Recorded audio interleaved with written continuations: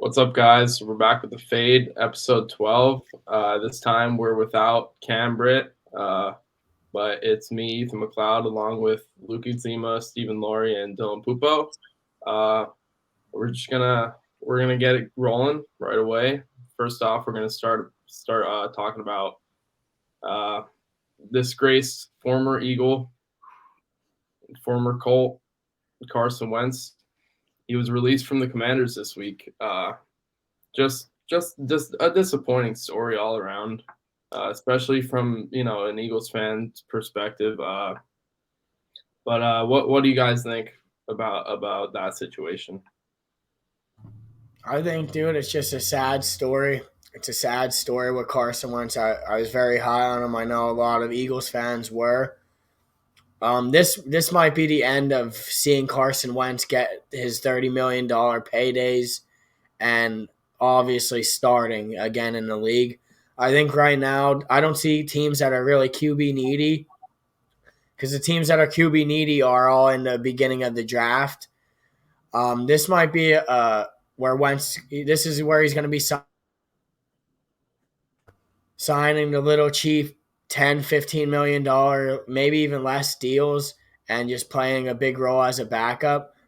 It sucks to suck, but everyone really called it that this was his final straw with the Commanders. And Heineke came in and just proved, man, just showed the team that he can pull it together. They were horrible in the beginning, flat. Wentz did, though, start off really good. His numbers, he was top 5 in the league with passing yards, but that's because they'd get down so early in the game that he'd have to be throwing. But once Heineke came, there was a whole new Commander team. They were the first to knock the Eagles off. Controversial win, obviously. But, yeah, it's a sad story with Carson Wentz. I wish him the best in his future endeavors, whatever team he lands on. You're not going to be a starter anymore, so kiss that goodbye, buddy. You suck. And pass that over to Steven. And God bless Wentz. We know he's a Christian man. The AL1 Foundation, donate to that. I was gonna say, dude, you have to give him credit because you know damn well me and you were massive Carson Wentz fans in 2016 and 17. So I mean, yeah, I was a Carson Wentz fan, but then like Luke said, it's just a sad story. It really is, man, because when you're so high on somebody and he plays for your team and you just watch him do good and like injuries kind of haven't taken over Carson Wentz's career. He's kind of just not been playing up to par, but he still has had his injuries, you know what I mean? And that does have an effect on players, and he's starting to get up there in age. And honestly, man, I think that his starting days are over, especially those $30 million contract days. Unless there's like a really needy team that ends up popping up in the offseason that like isn't high on their draft pick or something like that, I don't really see Carson Wentz having a starting job. And within the next like 2, maybe 3 years, I see him end up being like a starting quarterback in the XFL or something like that, like how Ben DiNucci is. And who knows, maybe he'll light it up in a league like that, honestly. But like Luke said, hats off to you, Carson Wentz. Thanks for everything you did in Philly, but you kind of suck now, dude. So let's hear it, Dylan. What I think happened is he got injured in 2017. He got to be the backup QB, and he realized, man, this is a cool job. So now he just purposely sucks on the field so he could just be a backup QB, make a couple mil a year, and just sit back and kick the shoes up. But now, on a serious note, I'm seeing a little deja vu with this 2017 and the 2022 Eagles, like everyone loved Wentz with that great team surrounding him, and then now he sucks. Are we seeing the same thing happening, or is this a different story with Hurts? You guys tell me. See, I think it's at the same time it is like a similar situation, but at the same time it's a completely different story. Like Wentz really did change after he got injured. Like that ACL tear in 2017, he came back and he didn't really look the same. Like he would before that he would scramble out of the pocket, he would make insane plays with his legs, and he just like look more confident. And after that, you just never really seen him do that kind of stuff. And there's that one hit in the playoffs against the Seahawks when he got injured. He got concussed, And even after that, like he looked even worse. He just looked like his head wasn't in the game. Uh, he wasn't focused, and like I don't know. He lost whatever he had because he was a special player. Don't get me wrong. If you go back and watch his highlights from 2017, he was an MVP candidate. Even in his rookie season, man, there was still stuff to go off of. You know what That's I why mean? was so high on him was his rookie season, dude. Well, I mean, I don't know. I mean, his rookie season wasn't that great. I mean, No, it wasn't. It wasn't up to. It wasn't up to like a great player or a good player, but it was honestly for. But you knew he had that spark in him. You know what I mean? Like you knew he was going to be good next season. I'm not trying to like throw you guys on this because I honestly don't believe it to a T, but it's kind of that like him and Hurts had this like similar like where their first year they had like plays here and there and you could see it, and then the next year they blew up.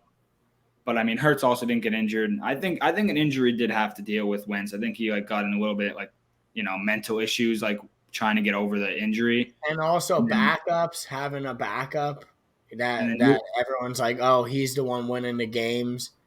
I think that played a toll Foles on winning that Super Bowl, man. After he got hurt, him. They messed But, up. I mean- That's a good point. It was Go ahead. it was even with Nick Foles winning that Super Bowl, and then everyone's like, oh, start Nick Foles next season. Even though Wentz had the MVP caliber season, we seen Foles end up going to Jacksonville, getting his big payday after winning the Super Bowl. But everyone was like, oh, sign him, bring him back. Ultimately, look what happened to Foles. But then Hurts gets drafted, and it's all this controversy the first 4 weeks stirring up. It's, oh, Carson Wentz, bench him, or bring this guy. Let's see what he got. you know what? What else I think is like I think when the off season comes, it really gives like the NFL time to sit down and like find like the weaknesses and stuff to like these players. Like if you like didn't have a great season, then you blow up to have a great season. Like it's hard for like a team to prepare. Like what I mean. Like so say the Chiefs. Like the Chiefs weren't preparing for Jalen Hurts all year until the Super Bowl because they weren't going to play them. Now it's like over the offseason, they get time to like break down the players. So like I think after that offseason, a lot of teams might have been able to look at Wentz's film and like maybe found a couple weaknesses of him. And then when he came back in, he started to struggle a little bit, and then he lost it completely with his head and his injuries and whatever. But I don't know if that's specific, but I do know once the offseason comes, they really do break players down more and more. I just think, too, from my point of view, I would say, and even though I did like Carson Wentz, I always said this about him. He did not have that mentality to be in Philadelphia. Because with Philly, if you do one wrong thing, you're going to be getting bashed. Bash. You have to live up to their par. Jalen Hurts, man, lives for that. You know what I mean? And Wentz didn't live for that. It was a whole different thing. It was like, oh, if they talk crap on me, they turn their back on me. No, they just want you to play good. They love you. You know what I mean? When they expect to win, that's what Philly expects. Is they expect to win. Is him and Ben Simmons best friends? Man, yeah. Ben Simmons couldn't handle Philadelphia, and look at him now. He might be the biggest choke Philly athlete of all time, Ben Simmons. I know. Yeah. Don't get me going with that because I remember when all the freaking Sixers fans were saying how if he can get a jump shot, he'll be the next LeBron. But anyway, He was really good at one point, though. Hey, this ain't the NBA. Yeah, We'll keep it to whatever. But no, I think Hurts has the locker room as well. You know what I mean? Like when Carson's up there after a big game winning, you know what I mean? Like all praise to God, don't get me wrong. But like Hurts is, in that thing, leading it, cursing it up, just showing that dog in him. And Wentz is like, whatever, dude, just a nice, subtle guy. You know what I mean? No one's he's not in the huddle saying, get your effing crap together. You know what I mean? Hurts is that guy. He wants everyone to play up to their speed. Like, dude, we got AJ because of Jalen. A lot of people, man, without him, we don't have the Super Bowl run. I don't care. You can't go and say, all right, throw this quarterback in and the Eagles are going to win. Hurts is built in a system Don't get me wrong. But system QBs, I don't really necessarily agree with that, but I think you base it on what you can build around it. And when you have a specific quarterback, how do you build with it? Unfortunately, Carson wasn't in the plans for it. We didn't have Sirianni when Carson was there. It was Peterson. But Hurts played under Peterson's offense and played pretty well as well when he came in against, I think it was Green Bay, and then he played really good against the Saints.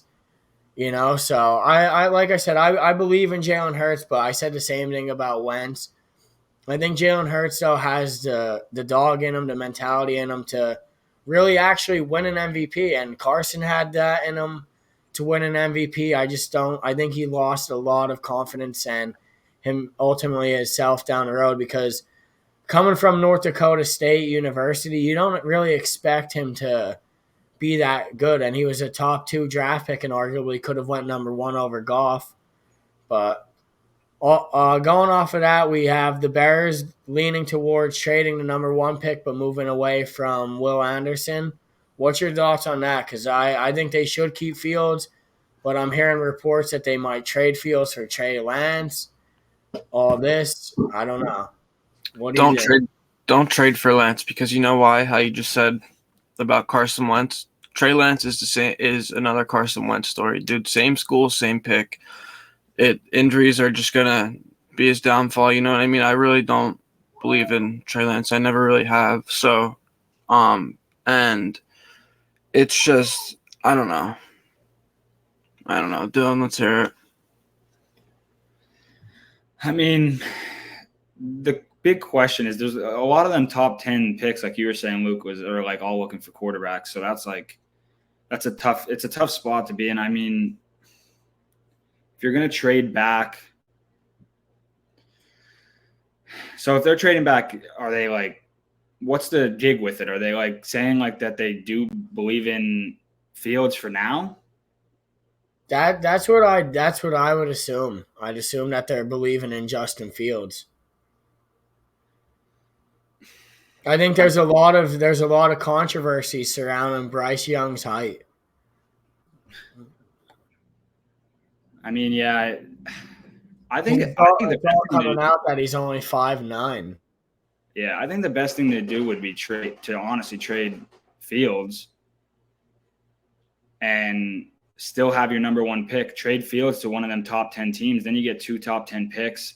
Take Young and then go for another. You know what I mean? Like I could see with that. What you guys well know this. With that number 1 pick, that can get anything like so much value. It's just so much value to where I can see just a bunch of teams in the back who are, if they're so high on Bryce Young, or if someone knows something that Houston wants CJ Stroud or something at the number 1 pick, whatever it is, I can see a team just unloading everything to go and get this star guy. Well, I agree with that. I think you should do that. I think if I was an NFL GM and if I seen someone that I actually think is my guy, I think there's no price tag on it. At the quarterback position, like a Mahomes, like if I was like say I'm the 28th pick in the draft, Mahomes this year, and I see Mahomes and I'm like, that's my guy. I know it. You can't tell me now you wouldn't trade. I would have traded 3 first-rounders right there to jump up and get Mahomes. But Kansas City saw something that other people didn't with Mahomes. You know what I mean? Everyone was like, why are they trading to the 10th pick? And then everyone's like, what the hell are they doing? And they ended up drafting a guy from Texas Tech. And look at what happened with that. So, yeah, I agree with you. If you can see something in a guy that other people don't, which I would do it over and over again. You know what I mean? And maybe rebuild for a season or 2. But do you think, though, Bryce Young is that first overall pick? No, not at this point. I think it's going to end up going to CJ Stroud. Honestly, but the whole Chicago thing, man, I think that's smart by them because honestly, I'm not a big fan of Justin Fields, but he had a good season for them, man. You know what I mean? I wouldn't give up on my quarterback to draft a linebacker. You know what I mean? Like I just don't I really don't see them end up doing that. I think they give Justin Fields a shot. He likes it over there. You know what I mean? Chicago's not a very liked team. You know what I mean? Like, you don't see many Bears fans. But they have a franchise legacy. Like Yeah, the Chicago exactly. Bears go way back, like Mike Ditka, Dick Butkus. Exactly, dude. And that's what I think. I think Fields likes that. You know what I mean? I think he wants to make his own legacy. Say that. I just wanted to say that name. You know? See, I don't think it would be smart for Chicago to trade Fields. I mean, they already established roots with him. They already got him gone. He improved from his rookie year last year. I don't think that's a question. It's just, is he going to improve more? Because he definitely needs to improve more. I mean, running the ball, he's a natural. He's one of the best runners in the league, running back or quarterback wise.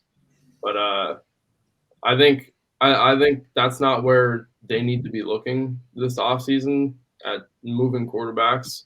I think that's the least of the problems. I think they have a lot more going on the line on both sides of the ball. They have to figure out what they're doing at running back, wide receiver. Like, literally, they have Montgomery's got done there. Yeah, so they're very high on Khalil Herbert. Yeah, but they have. I feel like they have a lot more issues that they need to deal with over quarterback. So I could see them moving down in the draft, maybe getting like two top 10 picks for that first overall.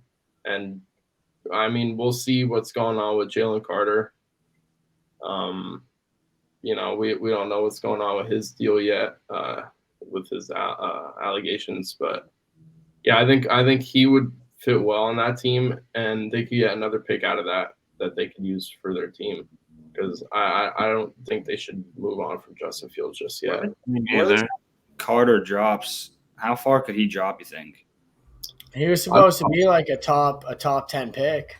He was supposed to be top 5, yeah.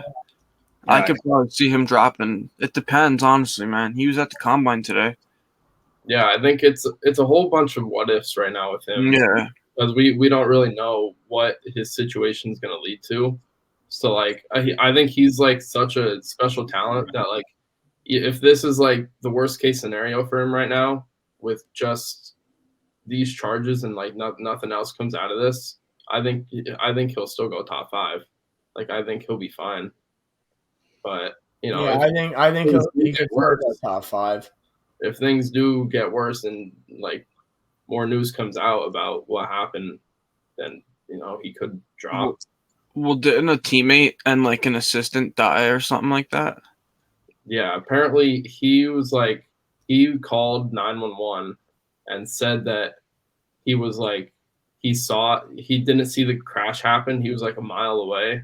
And then eventually they found out that, like, he was, like, right there. Oh. Like, the crash happened. Yeah, they're racing, apparently. Yeah, that's what I saw. They got, like, they're saying that he was racing, but I really didn't look much into it. I was kind of busy this morning.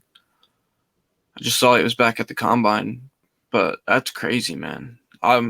Yeah, it depends what happens. I mean, he went when the news came out yesterday. He went and, like, he took care of whatever allegations or whatever charges he was. I saw he was out on, like, a $4,000 bond or something. Yeah. So, like, and him being back at the combine already is a good sign. Yeah, that's a good sign, right? No, he's not participating yet. That's a good sign. So I guess we just have to wait and see what happens with him. I hope it all goes well for him. Yeah, that's a shame what happened, unfortunately. Moving on off that topic, I don't really like this guy. I know he's an elite player, Jamal Adams. He's making $18.1 million. The guy is probably in the last, like, 2 or 3 seasons. He hasn't, honestly don't know if he's ever had a full season. But I know when he does play, he is very effective. Don't get me wrong about that. But I even think last season, he played like 4 to like 7 weeks tops. I think he was done after like week 6 or 7. What's your guys' take? Would you cut Jamal Adams, restructure him? I would or give probably him one more chance in Seattle? cut him at this point, to be honest, and save the cap room because how you said he's very effective when he plays, and I think that's true, but it's also when he's healthy and plays. You know what I mean? He hasn't been like the Jamal Adams that we saw on the Jets in a long time. You know what I mean? Since he's been with Seattle, he hasn't been the same Jamal Adams that we've seen on the Jets and at LSU. And he's just not that same guy anymore. You know what I mean? And that's another guy that I think injuries have taken a toll on his career, man. He's a safety, and he kind of plays like a linebacker. You know what I mean? He just, I don't know.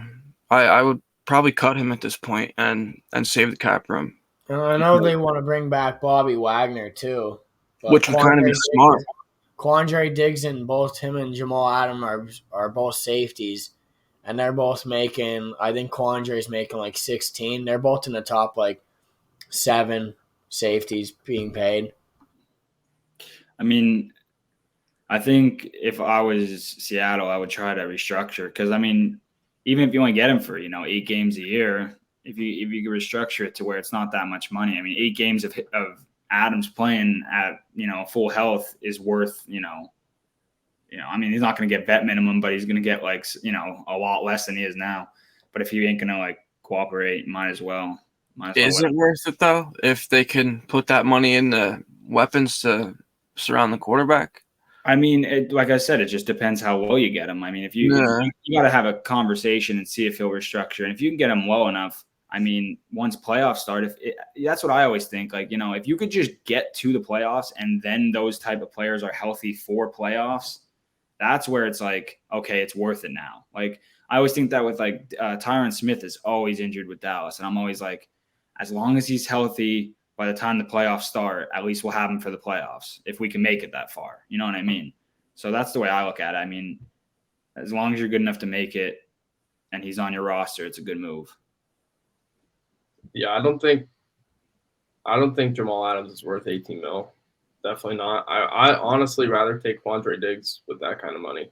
I think this year it was probably his best year. Honestly, he's a really good safety.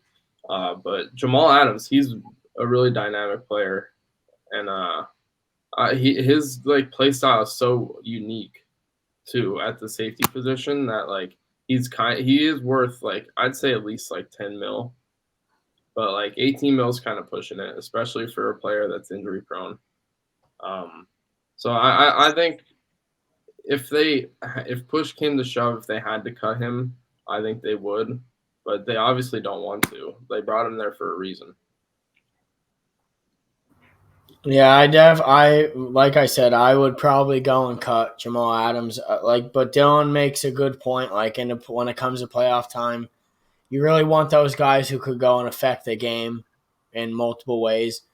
$18 million though is a lot of money to go and spread around. Like Steve said, all right, help the offense. They don't really need that much help on offense besides whatever because they had a really good. But I mean, I think what Seattle could do is keep building their defense. That's what they are known for the past. There's a lot of young guys on that defense that are going to need paid. Yeah, they're going to develop. Yeah, like Tariq Woolen, Michael Jackson, Right. Sr., stuff like that. They'll develop.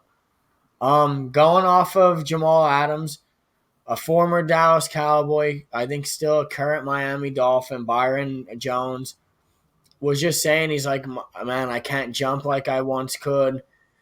His knees are just all messed up now from taking, he said, the effects of taking the NFL pain meds. I know Emmanuel Ocho, he's an NFL, ESPN analyst. He came out and said when he was in the league, he dislocated his thumb, and they're like, oh, just take this. And he's like, no, I want to get an MRI.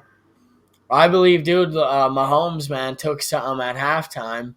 I'm not going to be that crazy Eagles fan that's still going to always keep going and saying that. But it just shows you the effects. Like if he's like, actually, when they tell you, oh, you don't need surgery, he's like, go get the surgery. So I don't know if you guys want to throw anything on top of that. I just thought it was pretty cool that, like, a pretty unique thing that Byron Jones is speaking out about the NFL and, like, the behind-the-scenes stuff like that. So, these guys got anything to throw about that?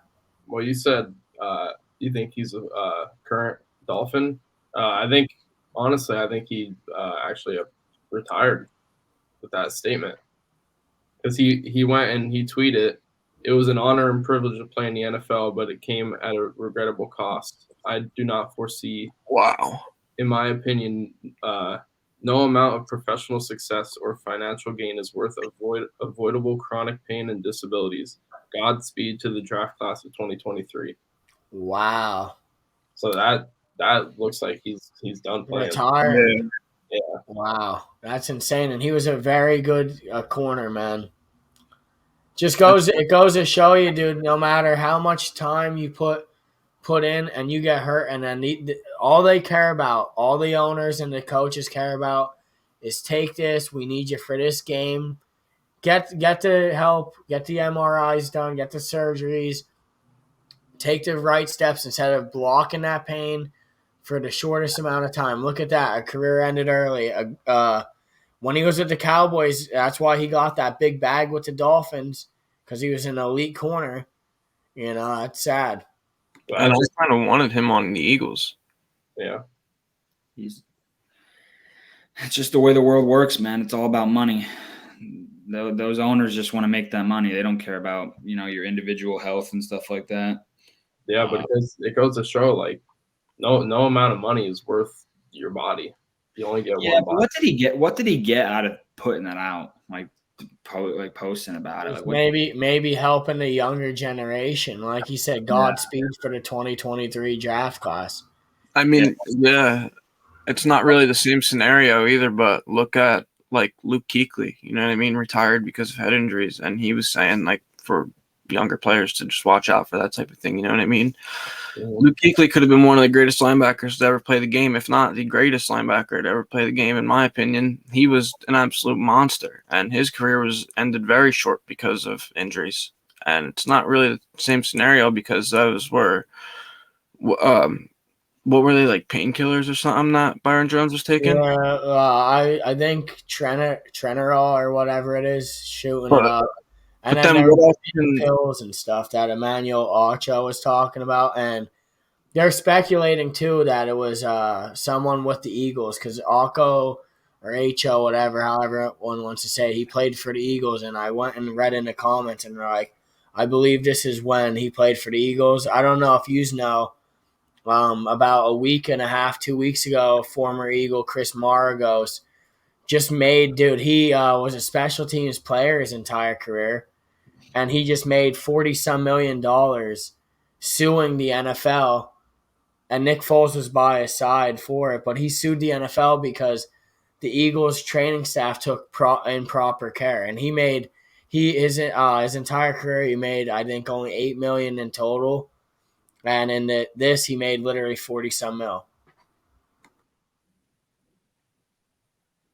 But concussions are hard, man. That's another thing too that like people don't realize. Like you look at all players after, man.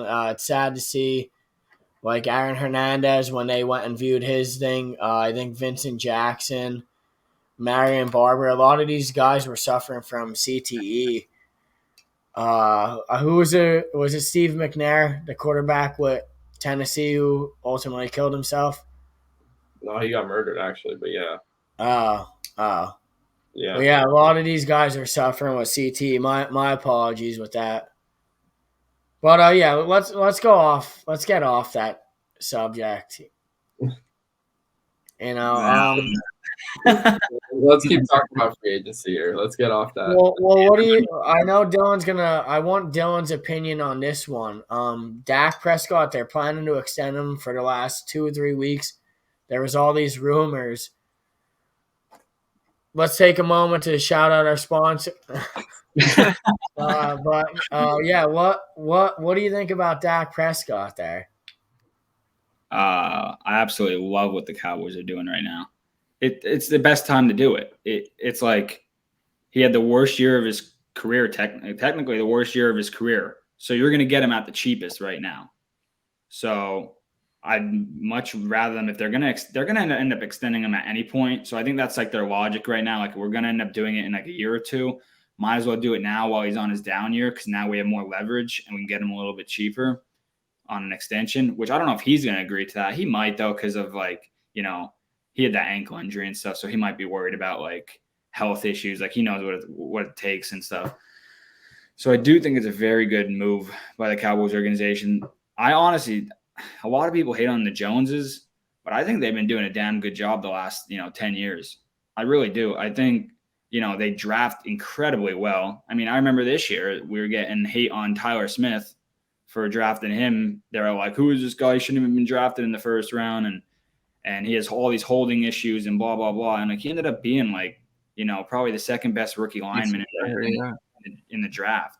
They draft incredible. I remember when they drafted Van Der Esch, I was like, who is this guy? Like, I was so pissed. And it just ended up being a good thing. So I know all the old guys that saw the Cowboys win Super Bowls in the 90s hate Jerry Jones because he ruined the team and fired Jimmy Johnson. But I think that they're doing a pretty damn good job. And I think, the only thing I think they should do is I think their team is close enough right now to where if they sign a couple big names, they could make a push. But they just seem to be afraid to make those big commitments to players that aren't on their organization.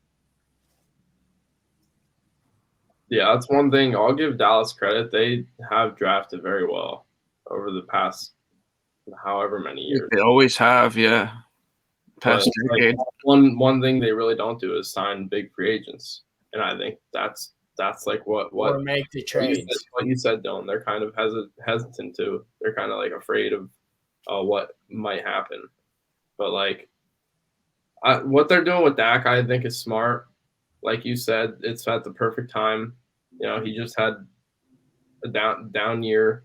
I don't think there's really any other option for them at the quarterback position. Like they're gonna re-sign him.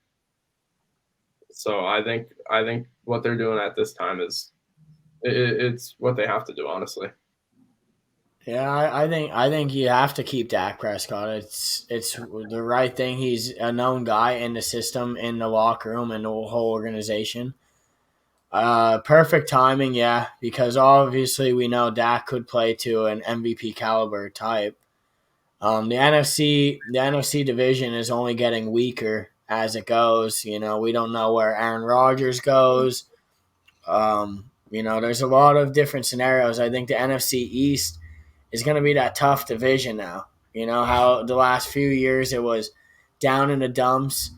And I think you want a veteran quarterback like Dak Prescott in there and just shooting with it. Now what happens then here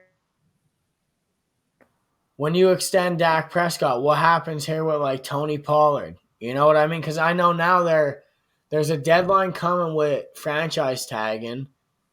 Yeah, that's March 7th. Yeah, so what happens here with then Tony? Well, the whole point of the Dak Prescott thing too is to create more cap space for right now. He's projected, I think, $49 million this year. Or not projected, but he is getting like 49 this year, and I think 52 next year.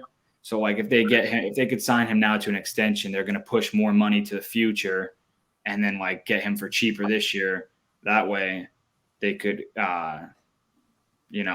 re-sign some players. I mean, they're going to franchise tag Pollard. I'm pretty sure that's certain at this point. Let Dalton walk in a way?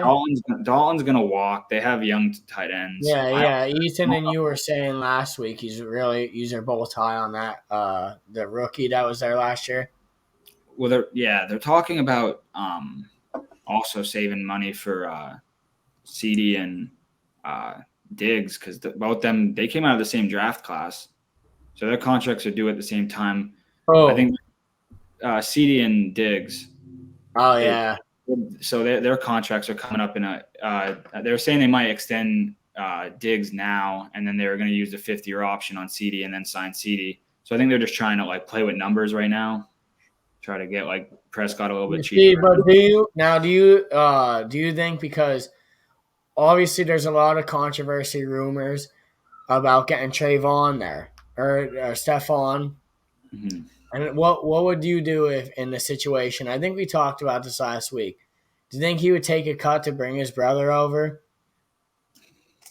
I mean, I think he's still young. I think Trayvon could go and make a nice, pretty penny, dude, anywhere. Like, if he went out in free agency and tested free agency, I would more than likely guarantee you that Trayvon Diggs, when he becomes a free agent, would probably be the highest paid corner, if not the top 3 highest paid, because I don't think he's that good.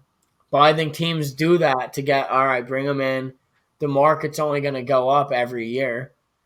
Like Ethan was saying something about Bosa wanting 35 mil.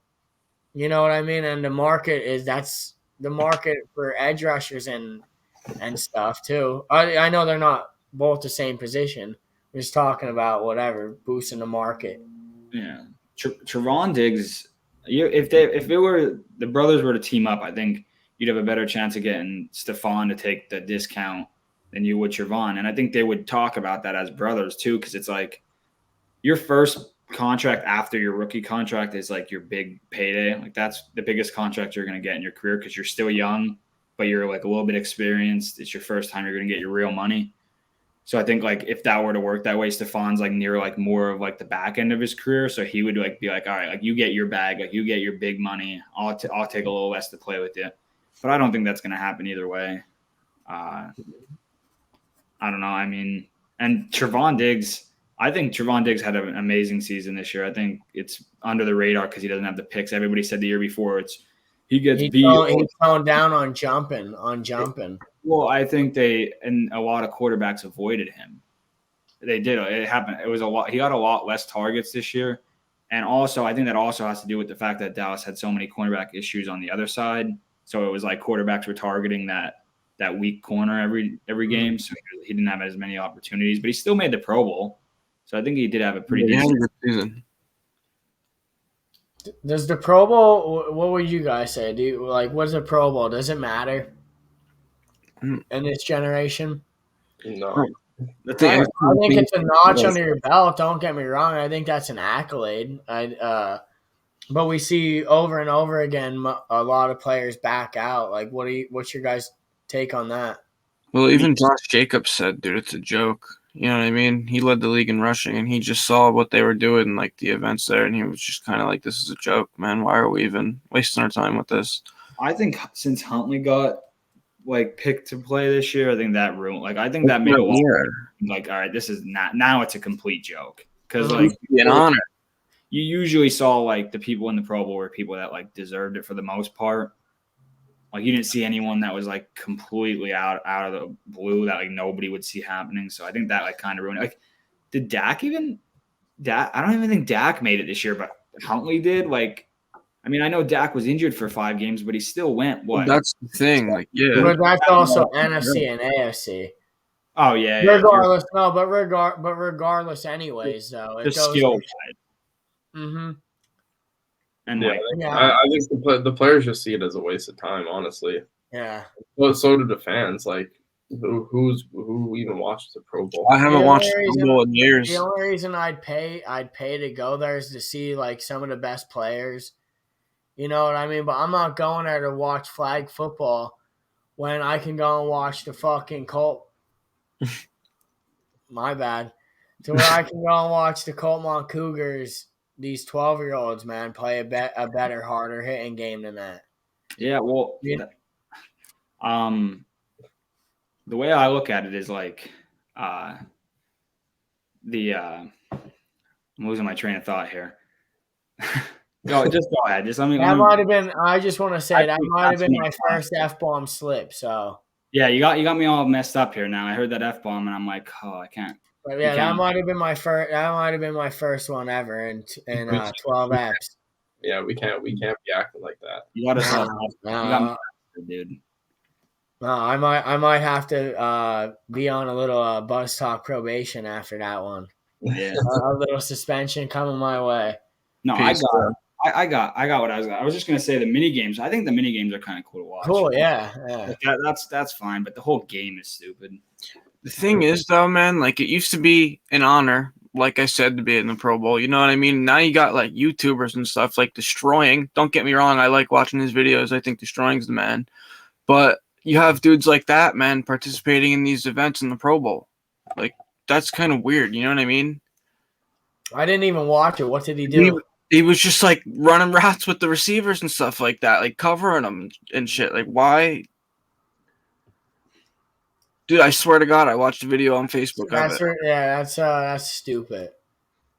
I mean, it's cool. It's cool for the brand because then it also gains followers with having Destroying come in. But it's just a point, man. Like that's like Destroying's cool. I know a lot of people mess with him and are cool with him in the NFL. But at the same time, dude, like these guys are on a level like this, dude. You keep them there, whatever. And he wasn't like playing in it, you know what I mean? Like Destroying no. wasn't playing in the Pro Bowl. He was just like doing little things with the receivers, and you know what I mean? I don't even agree about the flag football anymore because I think they only had. I didn't watch it, so you guys got to tell me what was there only one lineman, right? Yeah, there's only one center. It's a 7-on-7. Oh yeah. So what's the point then for the left tackle, left guard, right tackle to be named to a Pro Bowl, dude, that they can't even play in? You know, the punters and kickers and stuff, dude. Every year, dude, you know, besides after Sean Taylor laid that guy out. You know, like, dude, the Pro Bowl it's a joke, but I mean, it's a really good accolade to have, I guess, under your belt. I think All-Pro, being an All-Pro means a lot more. But let's go off of enough with the Pro Bowl, man. You know, Pro Bowl history. Yeah, the Pro Bowl, man. It's just not it anymore. They should just film our Turkey Bowl and put it up. Yeah, I mean, I mean, how many hard hits? They lay harder hits than that. Yeah. No, I mean, shout out to Thomas Davitt, man. You gave me a pretty hard hit in the Turkey Bowl. Yeah, I got laid out a couple of times too. I needed my bell rung, you know. Same. Felt good, boys. No. A nice old reality check for you, Lucas. Yeah. By Mike Mucks Mac. But let's get off that. Let's go. I know we talk whatever. Jalen Ramsey. Is that really a guy you want to see being traded off of a team? Steve, I know this was a heavy topic that you wanted. So let me hear it from you first. He's still a top corner in the league. Do you know what I mean? Don't get me wrong. He still has – I mean, he gets his moments, man. Like Jamar Chase burned him in the Super Bowl. Like sometimes he does have these routes, you know what I mean? You know what I mean? But Logan, come on now. I know. Well, wait, what were you saying, Paul Steve? doesn't put that prime drink down. Everywhere he goes, he's walking with it. Yeah, for He's real. in the middle of his WWE matches doing backflips with the prime bottle. Yeah, prime. He got one bottle of Prime and he drank it 2 days ago, and now he's just filling it up with water. Yeah. Yeah, see, is that what I do, Heath? Just go to the water fountains before class. But anyway, dude, Hurts is. Yeah, go back to it. I mean, not Hurts. Ethan. Not Hurts, Ramsey. Ramsey is still a top talent in this league, man. He's still one of the best corners in the game without question. He has the attitude, you know what I mean? Ramsey is just one of them dudes that gets in your head, you know what I mean? He's just going to talk shit the entire game, get in your face, you know what I mean? And in my opinion, he might not be worth, what does he get paid, $90 million or something like that? That's a massive contract for a corner. He might not be worth that much, but he's making $90 million a year. Not a year, but I'm talking about his contract. Yeah, his contract. He got a big contract. Yeah. And yeah, I'm pretty sure that's what his contract is, man. $90 million. And that's a lot of money to pay a corner. So I would say with Ramsey, dude, I think he was the first one to break the barrier. Was getting, I think at one point he was the highest paid.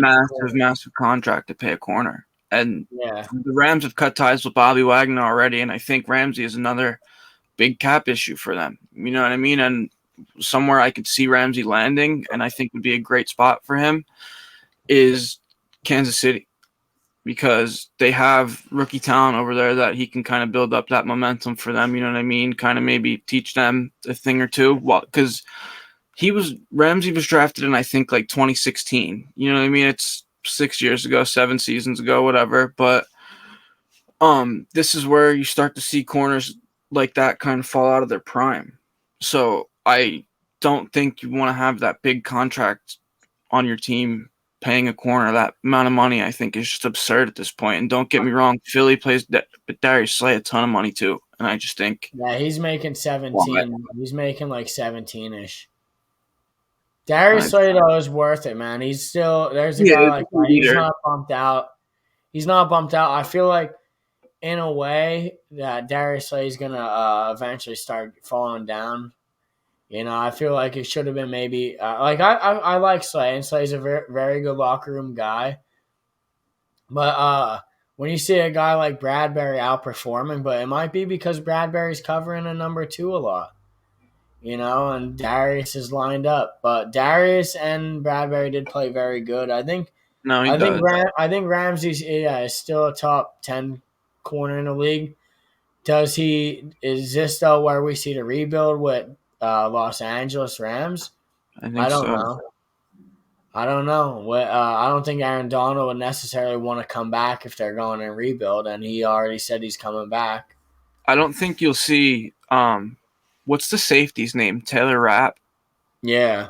I don't think we'll see him in LA next season either, man, because he's got some talent behind him. And honestly, I think Philly could be a good destination for Taylor Rapp. Having him and CJ in the backfield would be pretty disgusting. Philly got no money, Lori. I know, but Taylor Rapp's not a safety that you have to pay a ton of money. You know what I mean? If we pay CJ, dude, we won't have any money left after. No, yeah, I was just having fun with it. I just wanted to get you going with the whole. Were you just pulling my chain, Don? Yeah, I mean, like, you guys don't have that much money, but the way the NFL works, if I'm being honest with you, the Saints have done it for years. It's just like fake money. They just restructuring deals, all these things where you push money to the future, and then eventually, like right now, is where the Saints are just like they're kind of screwed. Stuck with it with Mike Thomas. Saints are stuck, man. For years, they were like with Brady or with Breeze and stuff. Like they were just signing people and pushing money back in the future. So going on, what do you think, Dylan, about Ramsey? I don't know. You know who he reminds me of? I mean, he's way more talented. He's obviously I still think I think he's top 5.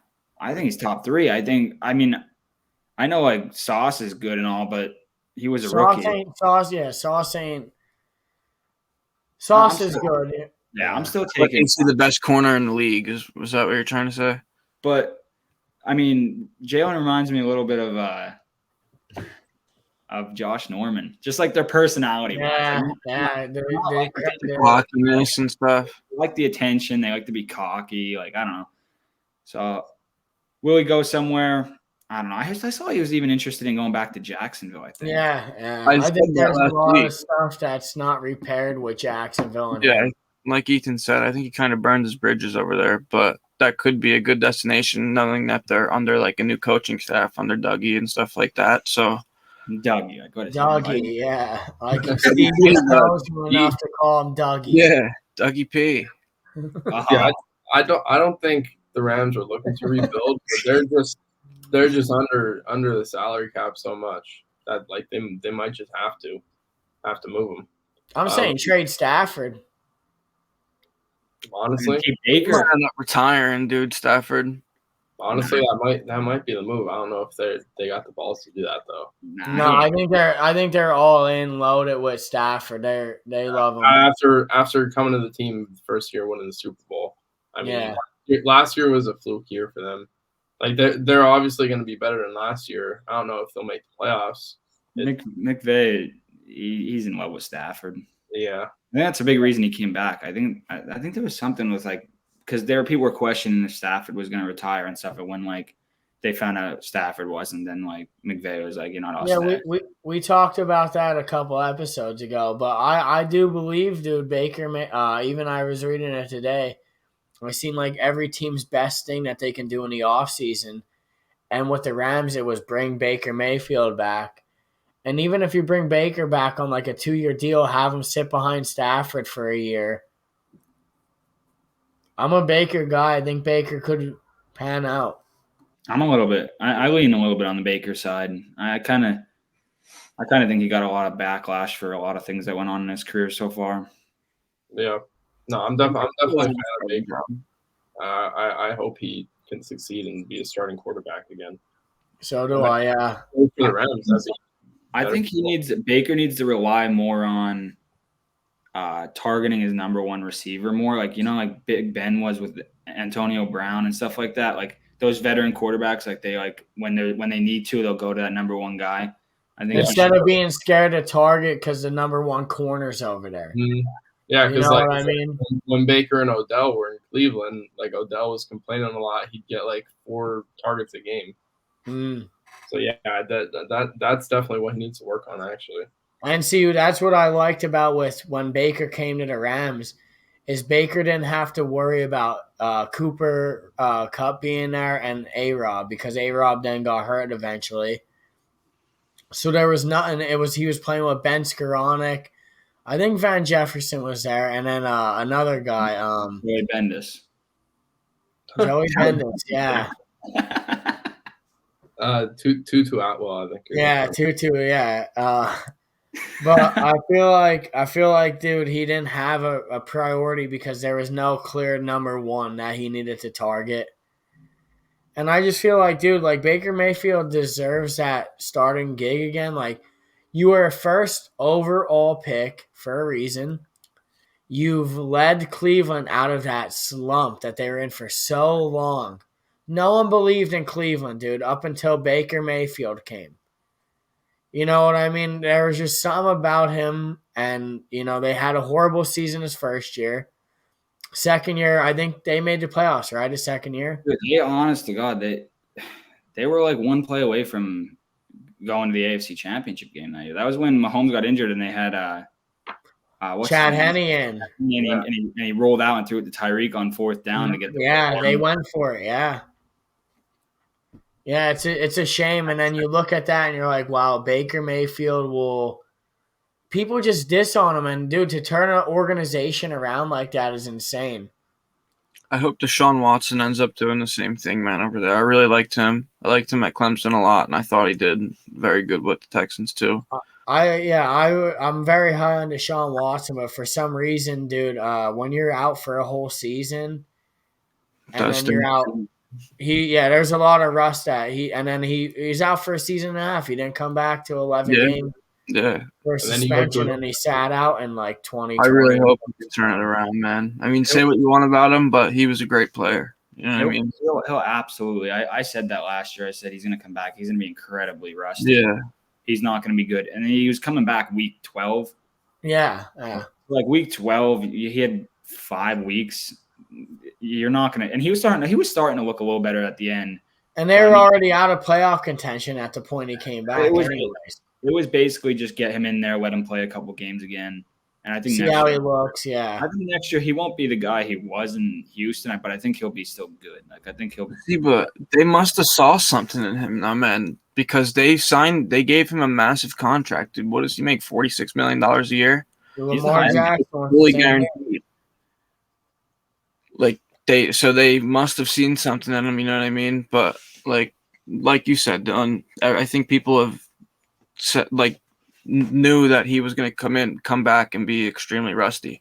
And I think Cleveland kind of maybe rushed into that contract, but they must have saw something in him. So who knows, man? Maybe once he gets a full off season of practice under his belt, getting in the rhythm with like Amari and practicing with like Nick Chubb and guys like that, maybe he'll get into the rhythm, man, when he realizes that he has some talent around him. And like I said before, I really like Deshaun Watson a lot, and I would like to see him succeed.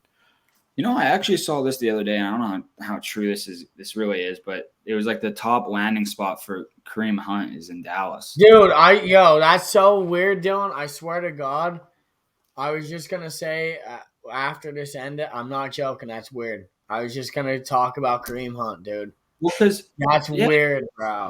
I heard, and I actually thought about it. I was like, if they get rid of Zeke, they're going to need somebody to complement Pollard. And I was like, that's actually not like, he's not going to get crazy money or anything. Like Hunt's he's getting up there in age, and he was a backup last year. But I mean, I don't think he doesn't have legs because he hasn't really played that much in the NFL because he had this. And he was a beast in Canada. And he's still a beast in Cleveland. He led the league in rushing his rookie year.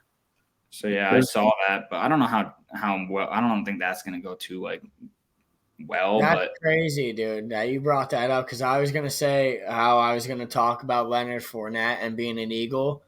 And then when Steven said Chubb, I was going to be like, yo, you know who would be a good fit in Philly? And all the rumors all the time would be Kareem Hunt.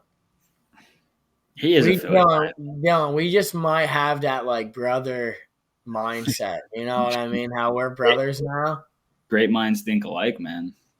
Well, if you want to tell the Buzz Talk fans how we claim to be brothers now, That's you know, my brother right there. and that's mine too. We'll wrap this up with a thing. Rashad Bateman beef with the Ravens. You know, they're telling him all this. Oh, the GM. Oh, we don't know why we're not drafting the best wide receivers. Bateman's like, hey, play to our strengths. Put us in a position to win. Don't blame us. And 8 means Lamar Jackson. What's your guys' opinion on that? I feel like every player has a problem with the Ravens front office, honestly. Yeah, they kind of cross some boundaries there. Obviously, you know, the Ravens need a wide receiver, and you know, Bateman, don't put it on his shoulders because he was injured most of the year.